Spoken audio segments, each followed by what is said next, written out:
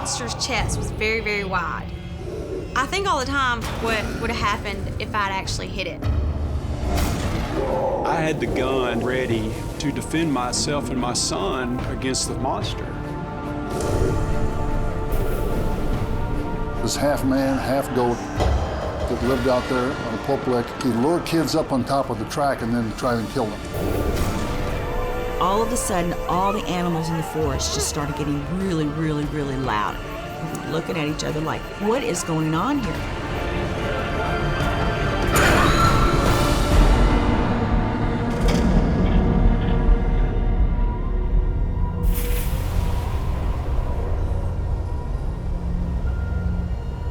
The Ozarks. They rose from the primordial oceans nearly 300 million years ago. Today, it's a region so dense and dank, it can shield a people who often choose to be left alone. In the hardscrabble life of Ozarkers, the old stories are held close. Faith in the mysterious and the unexplainable stands fast. Arkansas as a whole, including the Ozarks, have a long history of sightings of mysterious creatures.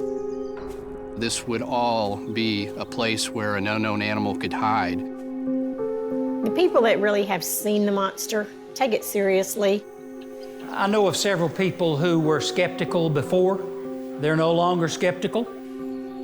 There is a lot of open space here. There is a lot of dense country that is not explored. You know, you're right at the outer edges of society. So you get a chance to see things that ordinary people don't see.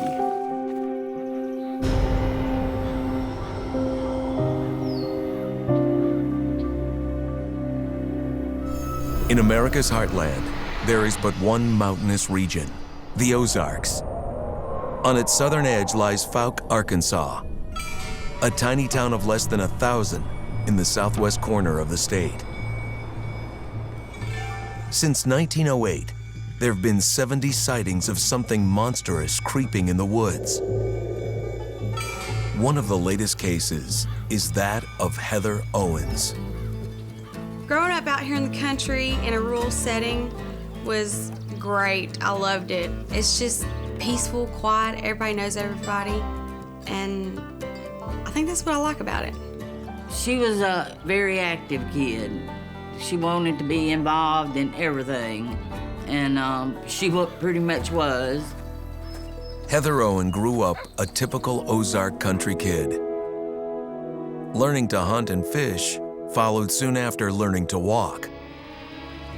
And along the way, she heard the legends of the beast that hides in Boggy Creek. I was always a skeptic. I really didn't pay much attention to the stories about the Fouke Monster, but I never thought that I would see one. One fall night, that would change. Rumors would turn into reality. September of 2011, probably around 6 o'clock, got my books, my laptop, and my pencils and paper, and I went over to my friend's house to study with her because she had an English paper due at the same time. Did you go to the review session last Thursday? I did not. What was going on in that session? It was terrible. You didn't miss much. I don't think it will help me at all in this test either. I kept hearing a dog barking. And so probably after 20 minutes of this dog barking, I asked, why is it barking? And she said, oh, she just wants in. She sees the lights on. It's so annoying. Around midnight, I gathered up my laptop, my books, and put them in my car. Outside, I noticed that it was very strangely quiet. I didn't hear no crickets, no cows, nothing. I mean, no noise. Kind of like a real quiet, almost kind of eerie night. I pulled out of the driveway and I had my radio going because I usually put my radio as loud as I can. And I was just driving down the road like I normally would. What was normal was about to take a radical turn. What catches my eye is that I see this thing slouched over or squatting or something, and all of a sudden stands up. And the roll of hay goes about mid-chest to it. The monster's chest was very, very wide, about 3 feet. I'm 5 foot, so I'd say he'd be about 8 feet tall. It kind of looks in my car, goes about like that, looks at it again, and then darts off. After I got the good glimpse, he ran into a thicket across the road, and I didn't see him. He was gone. I was sitting there thinking to myself, what did I just see? What did just happen? And it might not be over. She was there alone, and all her windows were down.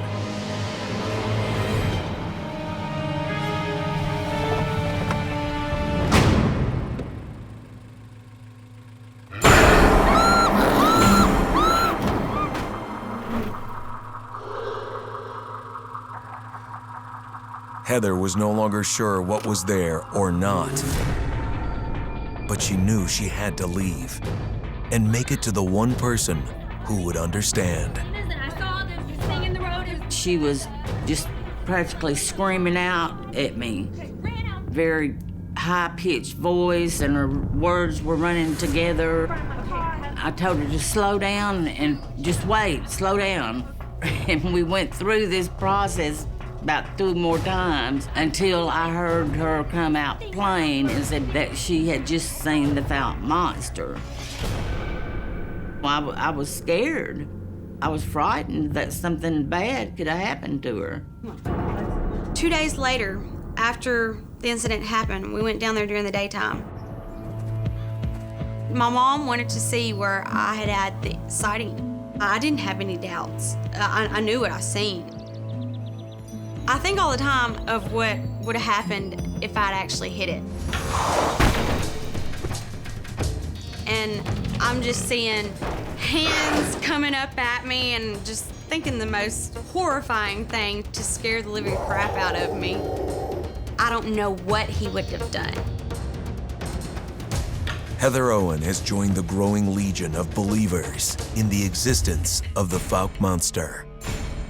The sightings have been clustered in southern Arkansas, and they describe the creature as tall and ape-like.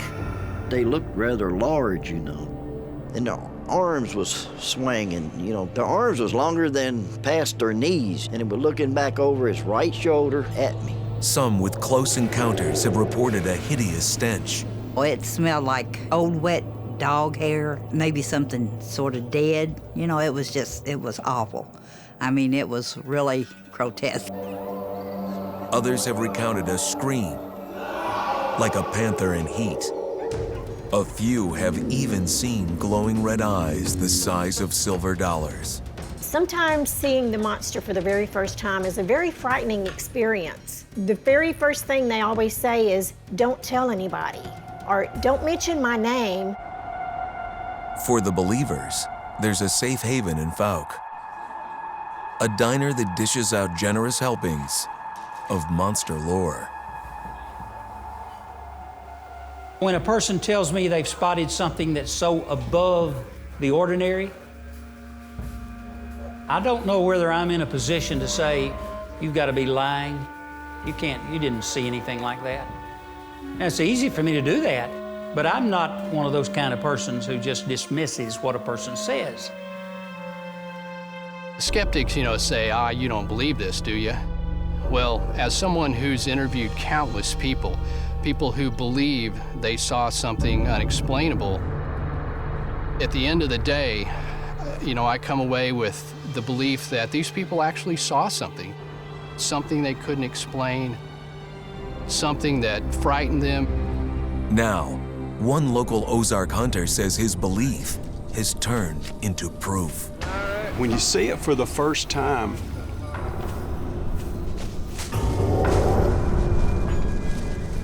it changes your outlook on what you think you know and everything that you've been told in your life.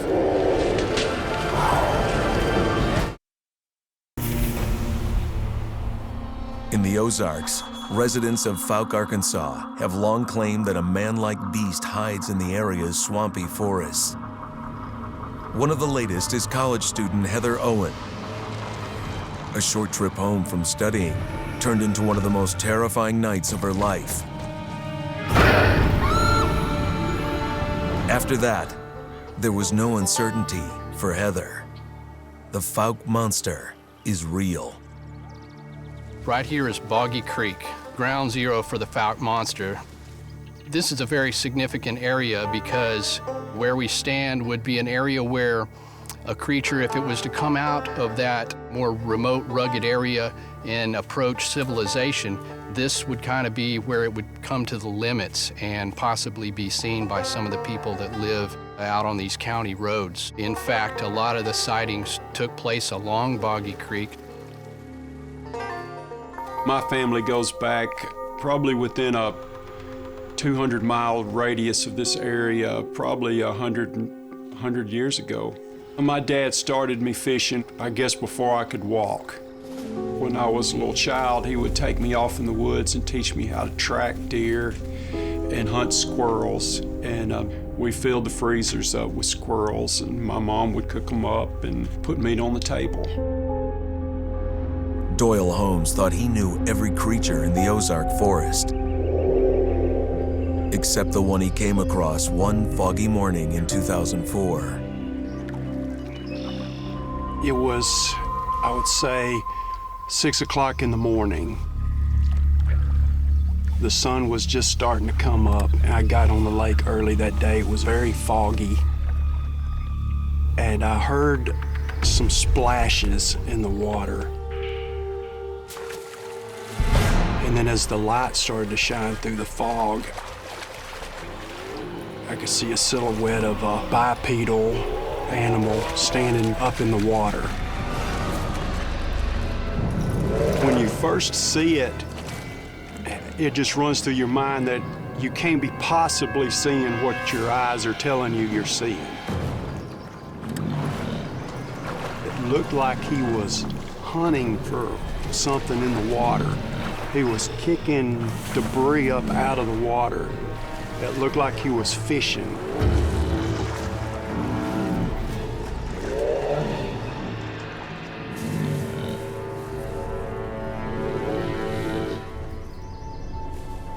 As amazing as the sight was for Doyle Holmes that morning, he couldn't be sure what he'd seen. That would change. It was just after Thanksgiving, and we were all full of turkey, and it was starting to get dark, and we thought, well, let's go out in the woods since we got some time with the kids out of school, and let's see if we can get a hog. With an abundance of habitat, food, and water, the Ozark woods are alive with a nasty assortment of feral pigs. Wild hogs are dangerous, so you gotta kind of watch your step when you're hunting wild hogs. Near the same lake where he'd seen the hairy biped splashing along the bank, Check it out. Doyle and his son were setting out to track hogs. Dad, what's that? Look. My son come across a footprint that he couldn't identify. So he called me over. At that time, I was looking at something that I couldn't identify. I was stunned at what I saw. I couldn't believe what I was looking at. The first thing you think of is the Fouke Monster.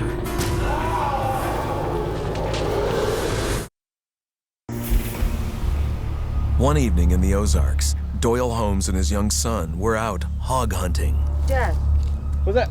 Look. When they came across huge tracks, they realized they had stepped into monster country. I couldn't believe what I was looking at. Is this a human print, an animal? What would do this? If it was a human, he would be huge. The first thing you think of is the Fouke Monster. If it was, Doyle and his son might be in trouble. They were on foot, and trapped against the edge of the lake. You could tell that what made the print had just walked through. It had come up out of the lake, and you could tell the footprints were really fresh. With it getting dark, we decided to get out of there. Then, out of the blue, a horrific scream, unlike anything hog or human they'd heard before. What was that? What was that? There it is! Something impossibly large was thrashing in the bush. I had the gun ready to defend myself and my son against the Fouke Monster in case he was to burst out of the woods on us. You have to be ready for anything at that point, and seeing those tracks go right there, I had to be ready. Just as suddenly, the monster disappeared, allowing Doyle and his son to escape unharmed, but leaving a trail of questions. I think it's possibly some type of undiscovered primate who's managed to remain elusive all this time. I know it's highly improbable, but it's not impossible. You know, an area like Arkansas, from the Ozarks to the southwest tip, to all sides, it is a kind of place that could hide some type of creature that is an expert in remaining elusive. He's very controversial. There have been rewards put out for his capture. He's extremely agile, quick, fast for his size. Taking, for example, in one step, the distance that a human would take in a couple or three. Talking to these people, there's no way I could dispel what they're saying. When they have credible evidence and sightings, they've seen something out there. So I believe there's something out there, I really do. No one needed to convince Doyle Holmes the monster is real. Substantiating that belief was something else. When I got home that night, I actually pondered what had just happened, what we had just found. And you start to think, okay, how are we going to prove this? You can tell people what you've seen, and they're not necessarily going to believe it unless you have proof. The proof was the muddy footprints on the banks of the lake. When the weather turned bad 2 nights later, Doyle had to move fast. Armed with a bag of plaster and a revolver on his hip, he went back into the woods, this time alone. It was starting to get dark, it was starting to rain, and it was cold. I was kind of nervous going back when I did, but I had to get the track. I needed to get the track and preserve it. When I got down there, I found that the hogs had been back through there, and I was only able to find one good track left that I could preserve. I brought it home and let it dry, and a few hours later, I took the cast out, and I couldn't believe what I had. I couldn't believe it had turned out as good as it did. It's proof that is more difficult to explain away.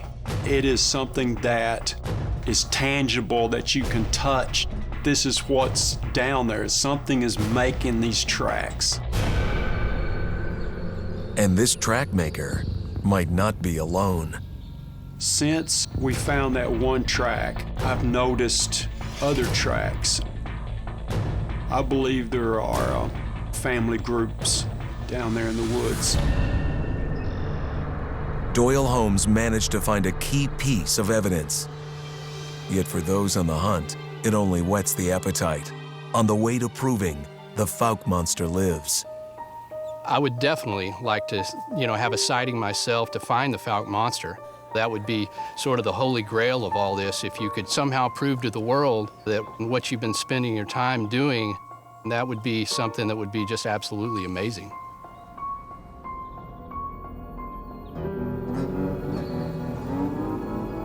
The Fouke Monster remains elusive, but at least it doesn't appear to have homicidal tendencies. quite a different story is the case of a frightening Goatman monster. One that's plagued parts of Kentucky some 300 miles to the east.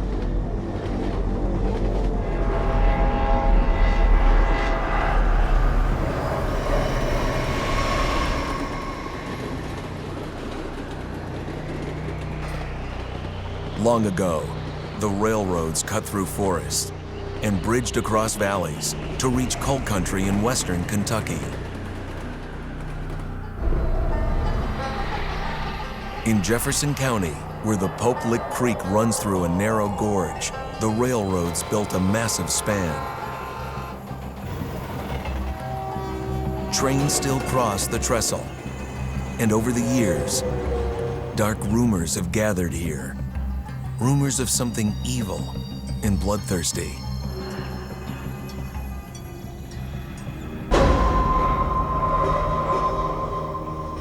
The legends go back to the 1940s and 1950s, several generations of it. When I first heard about it, it was like there's a creature called the Goatman.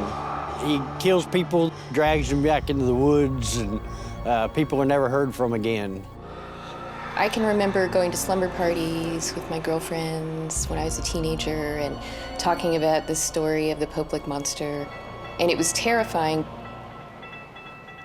The story lured more people out here, and the more teenagers and young adults that ventured out, the longer the story got. This rumor just persisted, and kids had to go out and see it for themselves. As you drive down the road, there's this sort of one-point perspective. You have trees on either side of the road. The closer you get, the more scared you are. And then all of a sudden, it's there in front of you, this towering and terrifying trestle above you. And then you have to decide whether or not you're gonna climb it and be brave. The Boggy trestle is scary, but for generations, hundreds of people have claimed to see something even scarier. This half man, half goat that lived out there on a Boggy had a rusty axe with him all the time. He had hypnotic eyes. He'd lure kids up on top of the track and then try and kill them.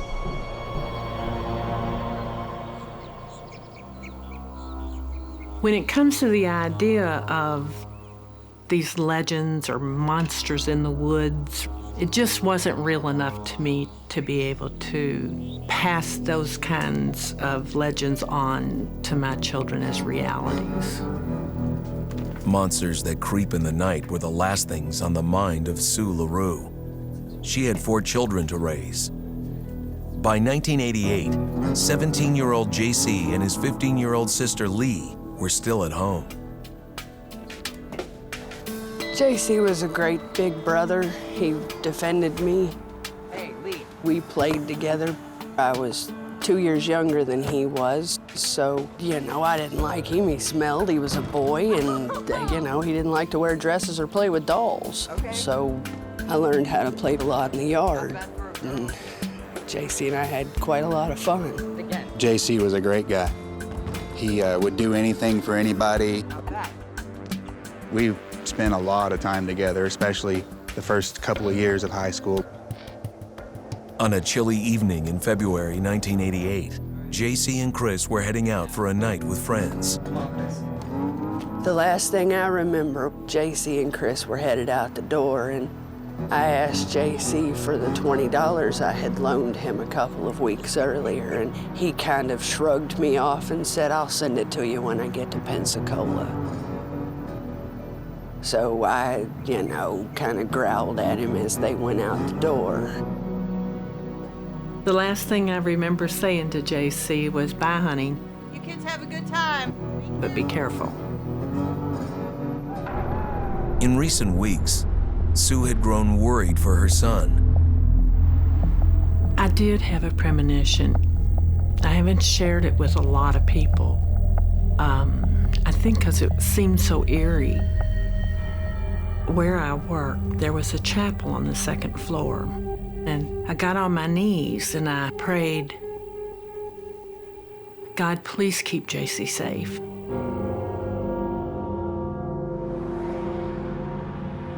For JC, his prospects looked bright. He had no idea the future would include an encounter with a monster. I think we were just driving around town looking for something to do. And they were going out to Pope Park. I've learned that that's kind of a party place for teenagers. And on the other side of the road was Pope where the trestle was. The Pope trestle was built in the 1880s. It's 90 feet tall, 772 feet long. It's just track and trestle, and that's it. There's nowhere to go. The perfect trap to terrorize those with the misfortune of entering the domain of the Goatman. As the kids go out there, maybe they did see something. What would get them up there? What was the reason?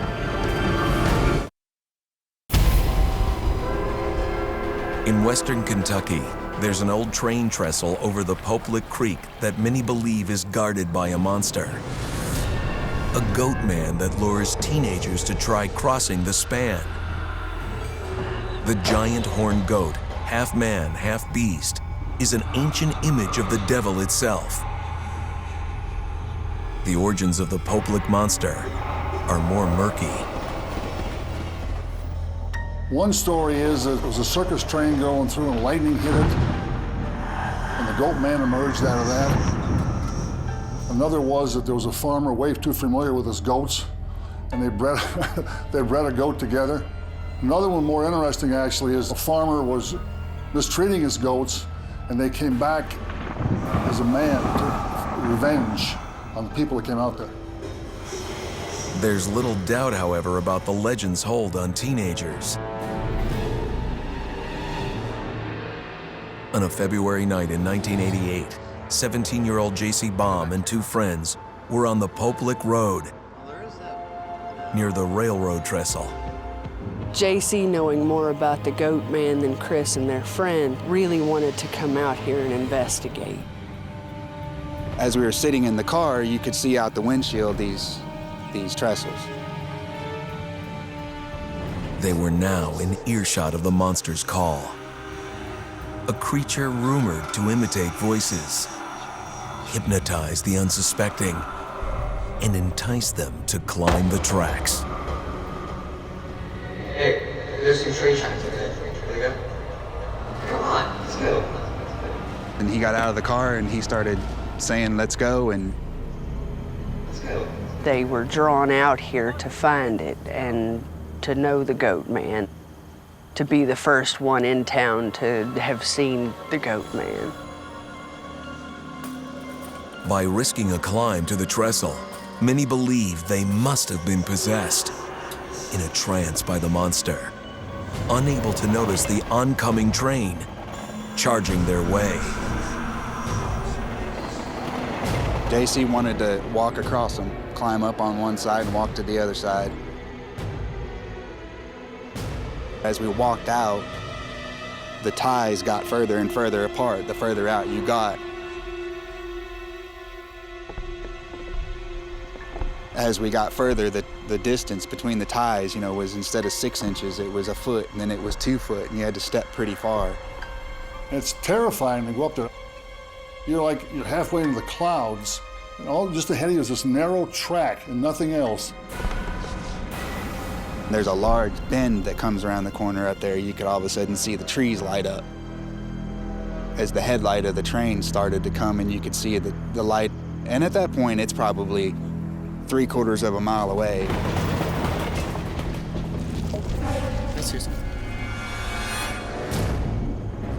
And somebody said, "Oh, there's a train." Train! Once we saw the train, it happened so quickly. It was there so fast. You didn't really have time to think about anything other than getting out of the way. You didn't make it very far before you decided to go over the edge.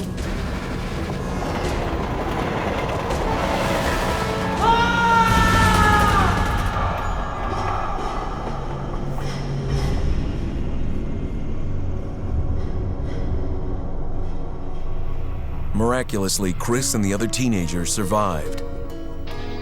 As for JC, he lost out to the monster and the train. His broken body was found further up the tracks. JC walked out looking for the Goatman himself, and the train came around the corner. It was a farce, it was a trick, and the spirit of the Goatman got him.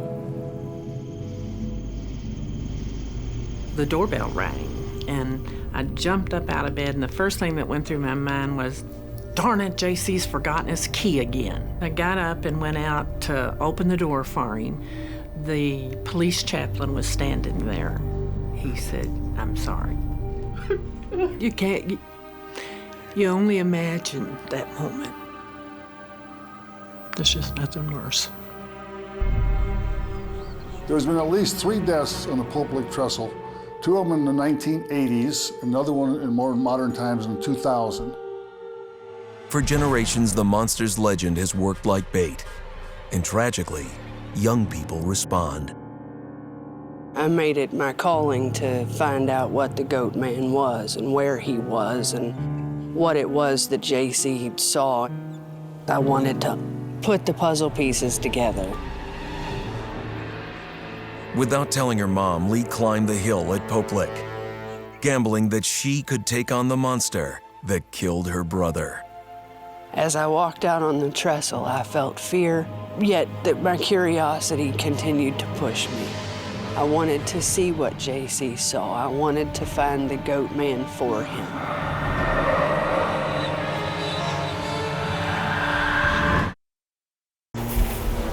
In western Kentucky, the train trestle over Pope Lick Creek is said to be the lair of a Goatman monster. Friends and family can't explain why 17-year-old JC Baum was so determined to cross the span.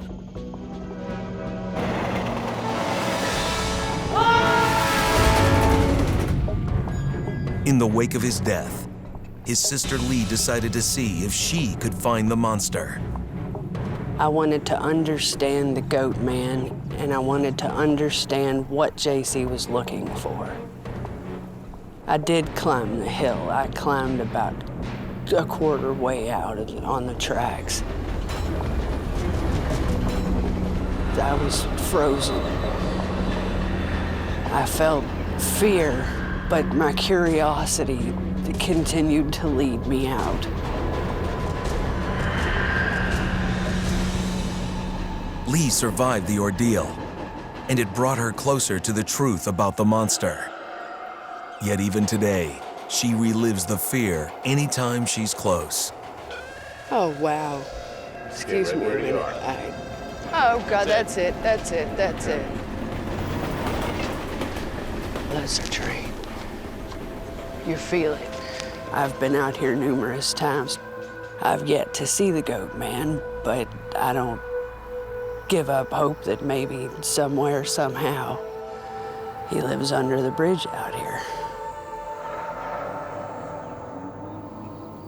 I think it's certainly a possibility that something lives up there that lures the teenagers, that encourages them. Is it a Goatman? I don't know.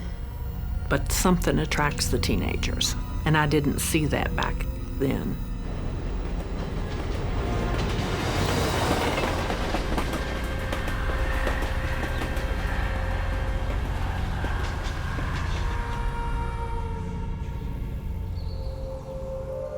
The forests of the Ozarks hold many secrets, but not all of them are lurking in darkness.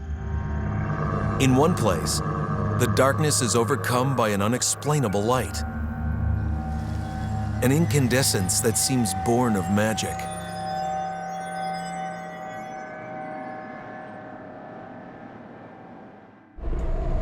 Near Missouri's border with Oklahoma, there's a lonely country road that's been the scene of an Ozark mystery going back to the 1860s. A place where a glowing orb, called the Spook Light, suddenly appears from nowhere. People have seen it in hot summer nights. People have seen it in, in the middle of a, tornado. but on a good night, you may see it 2 or 3 times in a 4 or 5 hour period. It has a tendency to disappear.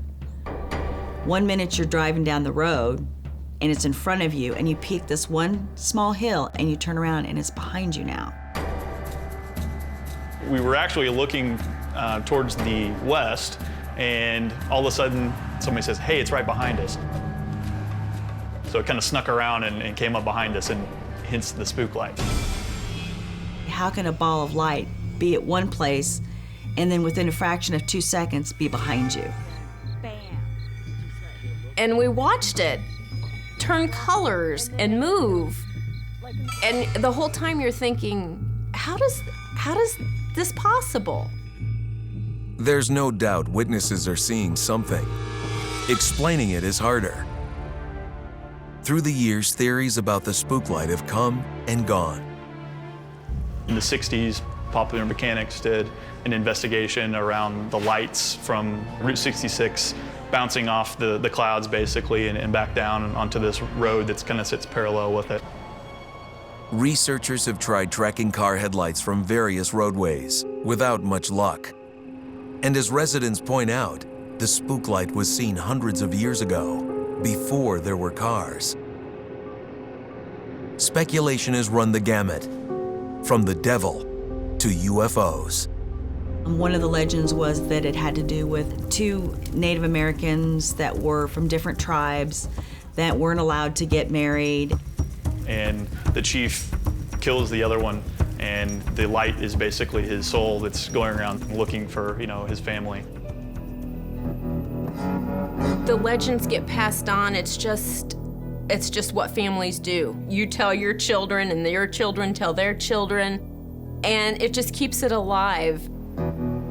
The Ozarks are rich with this history because the families have been there for a long time. Julie Crockett Carver knows more than a few things about legend and lore. I am a descendant of Davy Crockett. I believe that the Davy Crockett strength and spirit is very strong in our family. Julie found an unusual way to tap into that strength and spirit.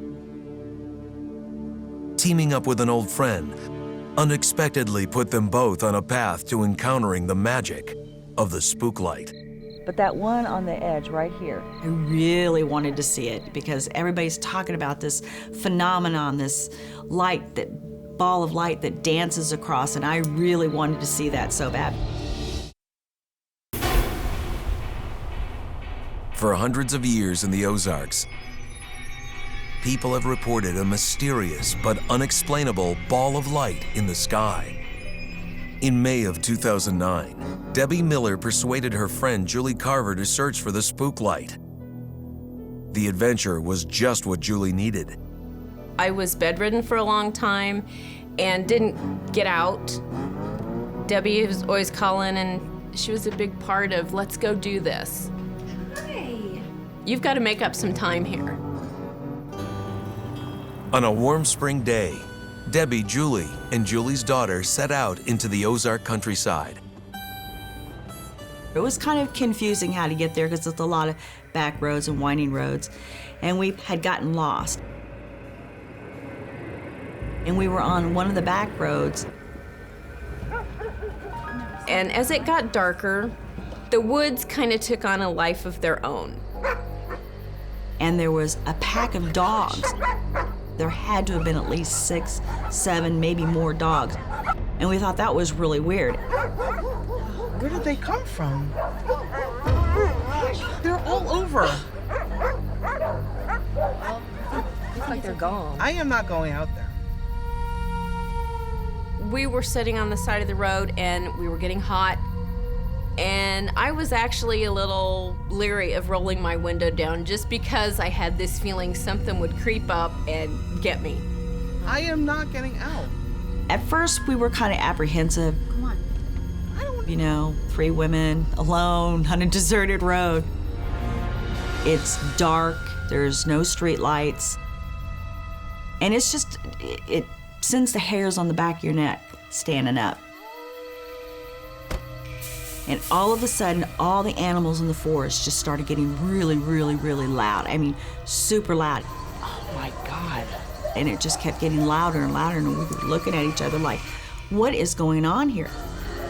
Just when the sounds that night were getting strange, what appeared before their eyes was even stranger. There were thousands of fireflies flying all around. It was the most unusual thing. It looked like a curtain of lightning bugs. I said, look at all these fireflies. I've never seen so many. They were lined down the road. They'd come all this way, but would the spook light make an appearance? Well, we waited for hours and hours and hours and hours. And then as we looked down the road, that was when the spook light appeared to us in a ball. Oh my gosh, there's the spook light. Debbie's like, that's it. Oh my gosh. To see this ball of light and watch it dance, it's exciting, it's exhilarating, your heart is pumping really fast. And you never can get close enough to the spook light to really see what it really is. Recently, Julie and Debbie came out again to try to get close to the spook light. Looks like it's pulsing. Till you are standing there in the middle of that road and it gets dark and you're feeling vulnerable, and then all of a sudden you see this light that you cannot explain. It makes you feel so small in the big scheme of things. It's an amazing feeling. I want the world to know that the spook light is not a spoof. It's real. You really have to see it to believe it.